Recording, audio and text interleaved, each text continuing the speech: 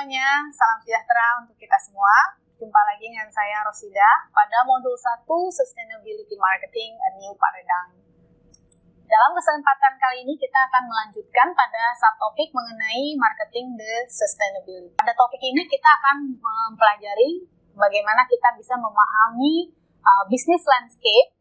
Kemudian juga kita akan membicarakan mengenai peranan dari sustainable marketers. Pemahaman mengenai konsep sustainability itu bermacam-macam ya, atau beragam, tergantung dari siapa kita ya.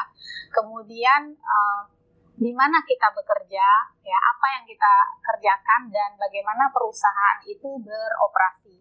Misalnya satu perusahaan yang merupakan yang biasanya beroperasi pada business to business tentu saja akan memiliki pemahaman yang berbeda mengenai konsep ini dengan perusahaan yang beroperasi pada business to consumer misalnya, atau pada perusahaan manufacturing misalnya, dan seterusnya. Juga akan orang-orang yang atau perusahaan yang yang beroperasi pada bidang-bidang yang berlainan juga memiliki pemahaman konsep sustainability yang berbeda pula. Misalnya kalau satu perusahaan bergerak di bidang energi, itu mereka akan lebih melihat kepada renewable, something renewable, reusing, recycling, dan seterusnya. Untuk perusahaan yang bergerak di bidang manufacturing, mungkin sustainability lebih kepada supply chain mereka ya. Kemudian pada bidang agency, mungkin mereka melihatnya kepada business side of things, how they can communicate the greenwashing concept ya, konsep greenwashing. Mungkin accountability, consumer behavior, dan seterusnya. Apa yang kita maksudkan sebagai unsustainable business? Ya?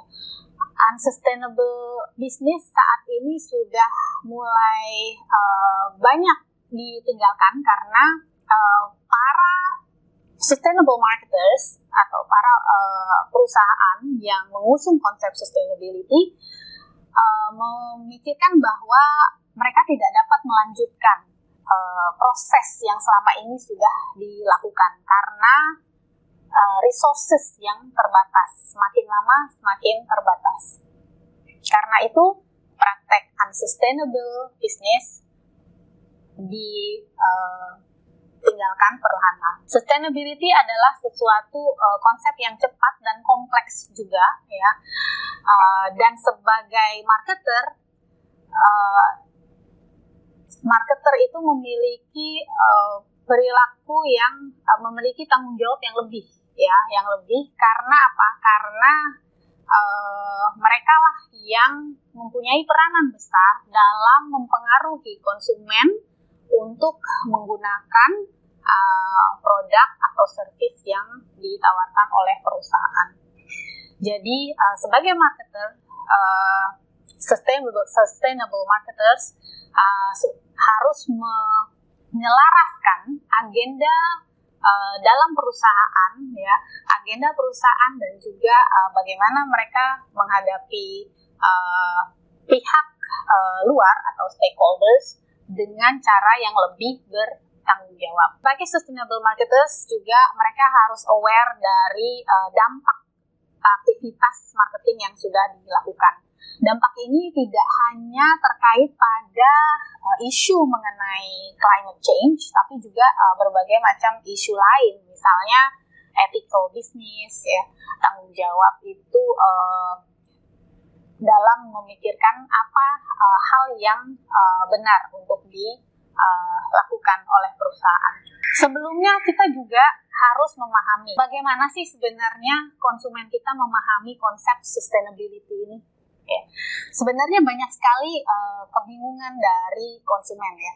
Mereka memahami konsep sustainability juga dengan berbagai macam perspektif. Dengan adanya terms atau istilah yang kadang-kadang terlalu teknis, itu juga menambah kebingungan mereka. Bagaimana dengan konsumen di Indonesia?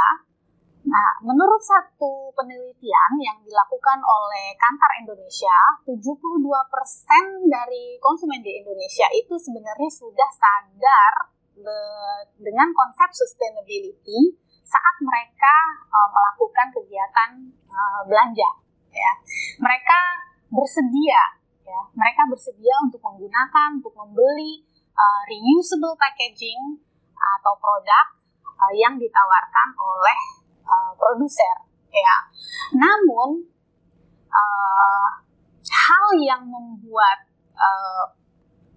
konsep ini belum berjalan sebagaimana yang diinginkan adalah karena adanya value action gap. Jadi ada celah atau ada gap antara value yang diusung oleh konsumen dengan perilaku nyata mereka. Jadi mungkin value mereka menjunjung tinggi nilai sustainability, namun dalam perilaku nyatanya mereka belum melaksanakan hal tersebut. Jadi masih ada gap di antara kedua ini. Nah, di sini adalah melihat gap tersebut, ya, melihat celah tersebut, maka disinilah peranan dari sustainable marketers untuk mengisi celah tersebut dan menjadikannya sebagai part of the problem, menjadi masalah untuk para sustainable marketers ini, sehingga kita juga bisa menjadi part of the solution, ya. So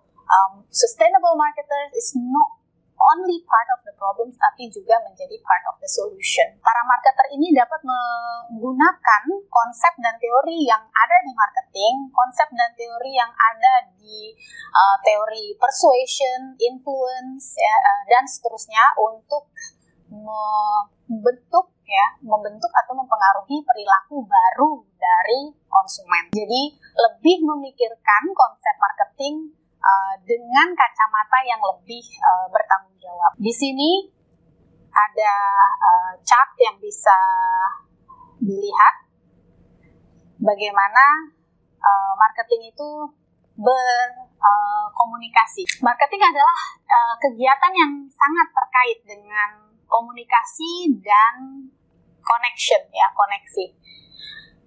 Marketing berinteraksi atau berkomunikasi dengan pihak-pihak, baik itu internal maupun eksternal, ya.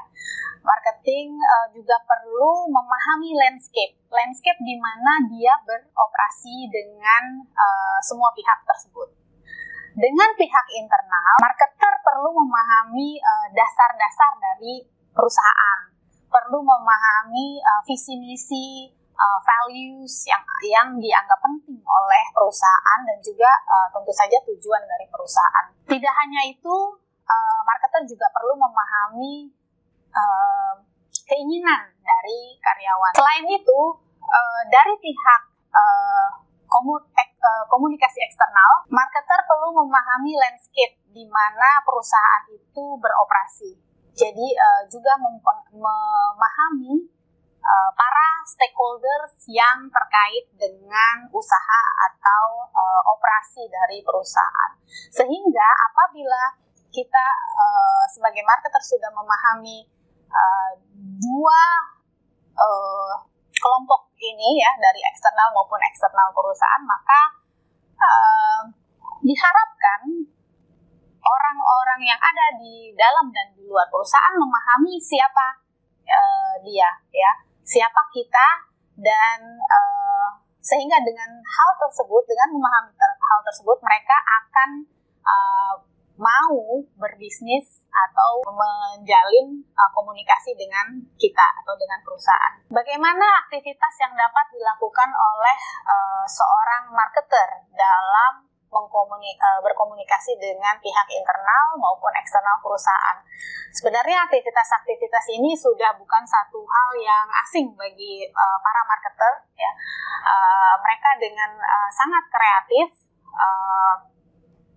dapat membuat satu event, ya, satu occasion, kemudian bisa juga membuat satu kampanye untuk mengajak konsumen mengubah perilaku mereka. Dapat juga melalui advertising, baik offline maupun online, newsletter, dan banyak lagi. Para sustainable marketers juga perlu memahami landscape dari bisnis atau dari operasi yang dilakukan oleh perusahaan tempat dia bekerja. Bagaimana caranya? Caranya adalah dengan menggunakan data. Menggunakan data yang ada di luar ya, melakukan riset, melakukan analisa, market riset untuk memahami keinginan atau kebutuhan dari audience, dari konsumen, kemudian juga untuk memahami apa sih yang sebenarnya sedang terjadi dalam landscape tersebut.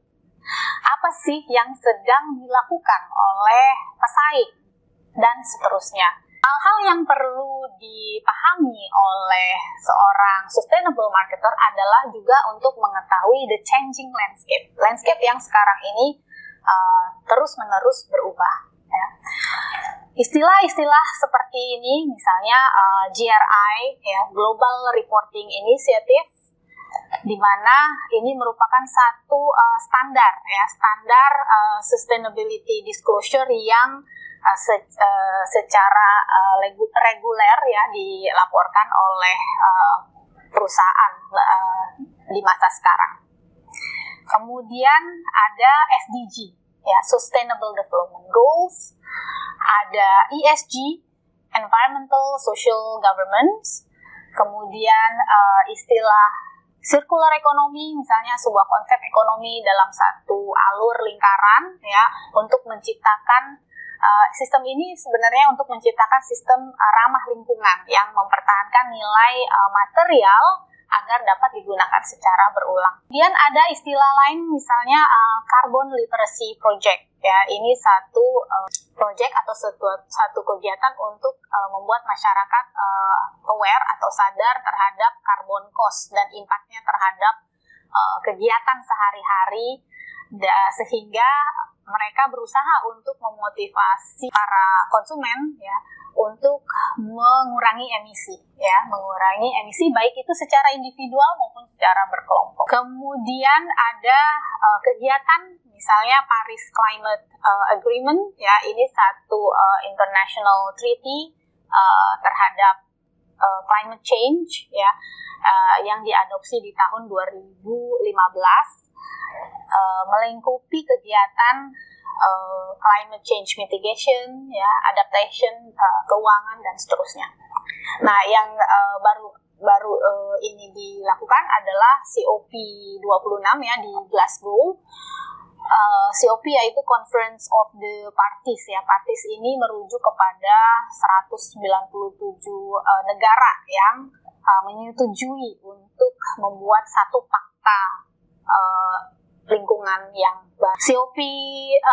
Di COP26 ini mereka perlu bekerja sama untuk mengaktifkan dan mendorong negara-negara yang terkena dampak perubahan iklim atau climate change untuk melindungi dan memulihkan ekosistem, membangun pertahanan sistem peringatan dan infrastruktur, serta pertanian yang tangguh dan menghindari hilangnya mata pencarian, hilangnya rumah, bahkan sampai hilangnya nyawa.